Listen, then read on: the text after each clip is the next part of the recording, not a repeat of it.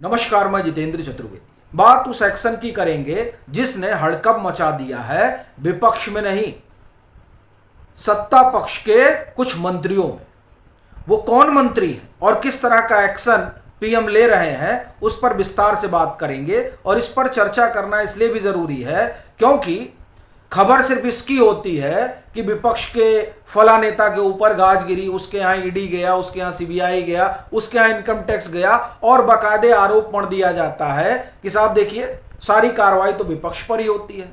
इसलिए ये जानना बड़ा जरूरी है कि सत्ता पक्ष पर किस तरह से प्रधानमंत्री की गाज गिरती है और इसकी रिपोर्ट जो है वो बड़ी होनी चाहिए, लेकिन हो नहीं रही।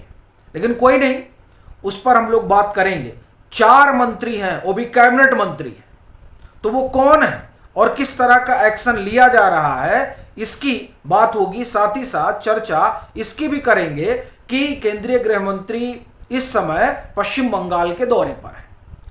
वैसे तो वो वहां गए हैं श्यामा प्रसाद मुखर्जी को लेकर जो कार्यक्रम है उसमें, लेकिन इस दरमियान वो प्रसन्नजीत चटर्जी से भी मिल रहे हैं। यह मुलाकात क्या है, क्या मसला सिर्फ उनको राज्यसभा भेजने तक का है या कहानी कुछ और है? क्योंकि जो कुछ केंद्रीय गृह मंत्री ने उनसे मुलाकात के बाद साझा किया है तस्वीर, उस तस्वीर को साझा करने के दरमियान जो कुछ उन्होंने लिखा है वो बड़ा महत्वपूर्ण है। इसीलिए सवाल उठ रहा है कि ये यात्रा का क्या पॉलिटिकल संदेश है।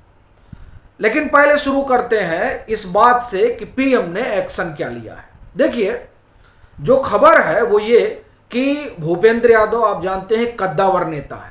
आप उनके कद का अंदाजा इसी बात से लगा सकते हैं कि टीएमसी के टूट की जो पूरी पटकथा है वो कहीं लिखी गई तो वो भूपेंद्र यादव का आवास है।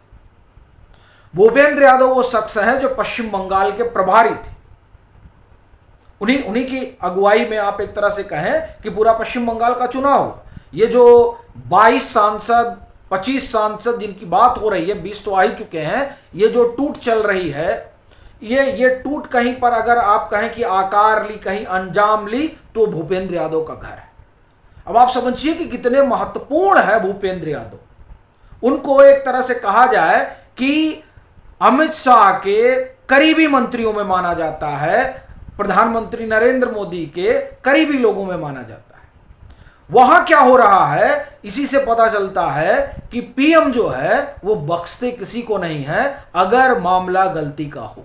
और ये बात सिर्फ भूपेंद्र यादव तक सीमित नहीं है, और कहां तक जा रही है इस पर भी बात करेंगे। लेकिन पहले ये जानते हैं कि भूपेंद्र यादव की मिनिस्ट्री में कौन सा एक्शन हुआ है जिसकी खबर कायदे से होनी चाहिए, लेकिन साहब उस पर बात नहीं की जाएगी क्योंकि वो जिनका अपना पॉलिटिकल एजेंडा है उनके एजेंडे में ये सूट नहीं करता है। क्योंकि वो कैसे कह सकते हैं कि पीएम भी मसलों पर जाकर सीधा एक्शन लेते हैं। देखिए, ये खबर है, इंडियन एक्सप्रेस की खबर है, 6 घंटे पहले की है।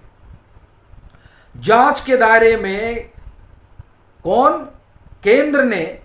अब आप इस खबर को सुनिए और ये खबर बड़ी महत्वपूर्ण है। केंद्र ने पर्यावरण मंत्री भूपेंद्र यादव के सहयोगियों पर कार्रवाई की। ठीक है साहब, भूपेंद्र यादव के 3 सहयोगी, 2 एडिशनल प्राइवेट सेक्रेटरी और 1 प्राइवेट सेक्रेटरी। अब ये खबर सुनिए आप, ये 3 तारीख को पूरा खेल है। ये द न्यू इंडियन एक्सप्रेस की खबर है, आप जाइए वहां मिल जाएगी आपको। केंद्र सरकार ने, ये मैं आपको हिंदी में उसका रूपांतरण करके बता रहा हूं, अखबारी अंग्रेजी का है। केंद्र सरकार ने हाल ही में पर्यावरण, वन और जलवायु परिवर्तन मंत्री से 1 निजी सचिव और 2 अतिरिक्त सचिवों को हटा दिया है। ये तीनों मंत्री भूपेंद्र यादव की टीम के सदस्य थे। किसी मंत्री के सहायक का सामूहिक तबादला या बर्खास्तगी अक्सर नहीं होती है, यानी ये बड़ी घटना है। कहने का मतलब यह है, सूत्रों ने बताया कि 3 अन्य मंत्रियों के सहायकों के खिलाफ भी इसी तरह की कार्रवाई की योजना बनाई जा रही है। यानी बड़ी बात यह है कि जो इनके सहयोगी हैं, यानी भूपेंद्र यादव के, वो सहयोगी हटा दिए गए हैं। और ये खबर बहुत बड़ी है। ये इंडियन एक्सप्रेस लिख रहा है कि साहब ऐसा नहीं होता किसी के सहयोगी हटाए जाते हैं, सहयोगी हटाए गए, यानी कुछ अंदर खाने पक रहा था। ये लोग कुछ कर रहे होंगे तो पूरा पीएमओ जो है वो नजर रखता है कौन क्या कर रहा है, क्योंकि पीएम ने कह रखा है न खाऊंगा न खाने दूंगा, तो कहीं भी कोई इधर उधर सूचना लीक हो रही है या कोई भी ऐसी चीज, तो फिर आपकी जो है विदाई तय है। तो अभी भूपेंद्र यादव के ये 3 सहयोगी हैं जिनका नंबर लगा है। इसके अलावा 3 और मंत्रालय हैं। इन मंत्रालयों के बारे में डिटेल तो नहीं अभी आई है, लेकिन ये खबर पॉलिटिकल पावर कॉरिडोर में पिछले 24 घंटे से तैर रही है, या मैं कहूं 24 नहीं, मैं कहूं 48 घंटे से, क्योंकि ये एक्शन जो हुआ है वो दरअसल ये मामला 3 जुलाई का है। और ये मैं क्यों कह रहा हूं, दरअसल 3 जुलाई को ही ये पूरा बात हुआ, अब ये निकलकर सामने आ रहा है। अब इसमें देखिए 3 आदेश पैरेलल निकले हैं। पर्यावरण, वन और जलवायु मंत्रालय द्वारा 3 जुलाई को, देखिए 3 जुलाई मैं कह रहा था वही है, 3 जुलाई को 3 अलग अलग कार्यालय आदेश जारी किए गए, जिसके तहत ये बदलाव प्रभावी हुए हैं। पहले आदेश में जो इनके एडिशनल सेक्रेटरी हैं, additional private secretary Ayush Saran की नियुक्ति को तत्काल प्रभाव से समाप्त किया गया है। दूसरे आदेश में जो दूसरे इनके एडिशनल सेक्रेटरी हैं, प्राइवेट सेक्रेटरी हैं शैलेश, उनका किया गया है। और तीसरे आदेश में 2010 बैच के इंडियन रेवेन्यू सर्विस के अधिकारी हैं, उनका जो है वो इनके पर्सनल सेक्रेटरी हैं, उनका रद्द किया गया है। ये इसी खबर में एक और खबर दी गई है जो जानना बड़ा जरूरी है। प्रधानमंत्री नरेंद्र मोदी के 2009 से 2024 तक के दूसरे कार्यकाल में विभिन्न मंत्रियों के लगभग 102 अधिकारियों और निजी कर्मचारियों को हटाया और स्थानांतरित किया गया है। देखिए खेल जो है वो सारा यही लोग करते हैं और उसके बाद में पूरे सरकार की भद पिट जाती है। तो इस लिहाज से अगर आप देखें तो ये बड़ा क्रैकडाउन है किसका, प्रधानमंत्री नरेंद्र मोदी की सरकार का। कि साहब कोई यहां कुछ गड़बड़ कर नहीं सकता, कर लोगे तो बच नहीं सकते हो। तो अभी फिलहाल ये पर्यावरण मंत्रालय में हुआ है, 3 और लाइन में है जहां होगा एक्शन। ये इंडियन एक्सप्रेस की खबर है, आप जाकर आराम से देखिए। ठीक साहब, अब आते हैं दूसरी पर। दूसरी क्या है कि साहब शाह जी गए हुए हैं पश्चिम बंगाल। पश्चिम बंगाल में प्रसेनजीत चटर्जी से मिलते हैं और जो है बड़े कलाकार हैं, उनका बड़ा सम्मान है। माना जा रहा है कि उनको राज्यसभा भेजा जाएगा, इस तरह की चर्चा है। लेकिन अपना सरोकार इससे नहीं है कि वो राज्यसभा भेजे जा रहे हैं।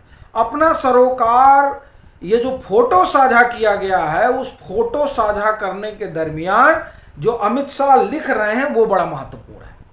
अमित शाह कह रहे हैं कि ये जो 12 साल पीएम ने पूरा किया है उस बाबत जो संपर्क अभियान चल रहा है, उस संपर्क अभियान के मद्देनजर ये मिलते हैं किससे, चटर्जी साहब से। अब ये जो मामला है ना, ये मामला इतना सीधा नहीं है।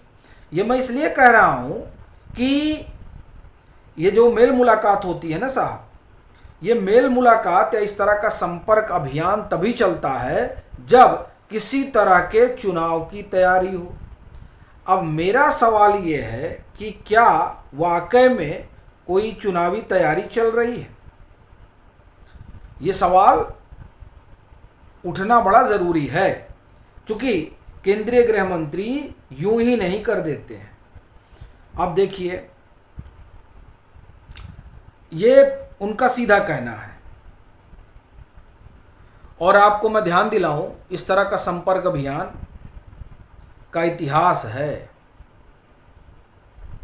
इसलिए अब देखिए, गृह मंत्री उनके घर जाकर मिले, प्रसेनजीत चटर्जी से मुलाकात की, मुख्यमंत्री शुभेंदु अधिकारी उनके साथ थे, प्रदेश अध्यक्ष समीक भट्टाचार्य और लाकेट चटर्जी समेत बीजेपी के अहम नेता मौजूद रहे।